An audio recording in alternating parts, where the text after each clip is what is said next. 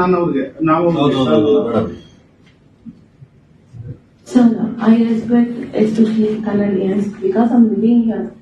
So they give more importance to me. So I'm staying here.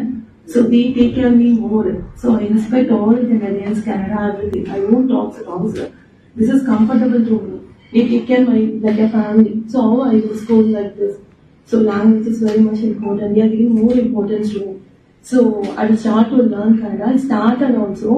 But little words I understand it, but long sentence I need time to convey. Whatever happened yesterday. Madam. ಸಾರಿ ಕೇಳಿ ತಪ್ಪಾಗಿದೆ.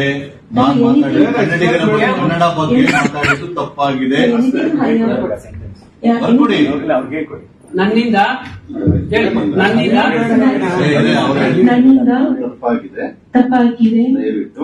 ದಯವಿಟ್ಟು ಕ್ಷಮೆ ಇರಲಿ. ನಾನು ಕನ್ನಡವನ್ನು ಕಲಿತು ಎಲ್ಲರೊಂದಿಗೂ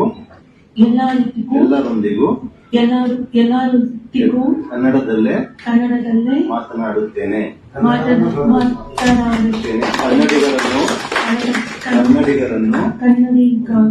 ಕನ್ನಡಿಗರನ್ನು ಕನ್ನಡ ಭಾಷೆಯನ್ನು ನಾನು ಗೌರವಿಸುತ್ತೇನೆ. ದಯವಿಟ್ಟು ಕ್ಷಮಿಸಿ.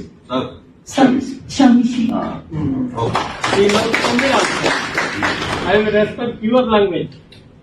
You respect our language. Sir ಮಿಕ್ಕಿದ್ದು ನಿಮಗೆ ಬಿಟ್ಟಿದ್ದು ಸರ್ ಹೇಳಿದೀವಿ. ನೀವೇನ್ ಕ್ರಮ ತಗೊಳ್ಳಿ ಸರ್. ಮತ್ತೆ ಈ ತರದ ಘಟನೆ ಇನ್ನೊಂದ್ಸರಿ ಆಗುತ್ತಿದ್ದಂಗೆ ಸರ್ ಹೇಳಿದ್ರ ಸಜೆಷನ್ ನಮ್ಮ ಬ್ಯಾಂಕ್ ಮಾಡಿ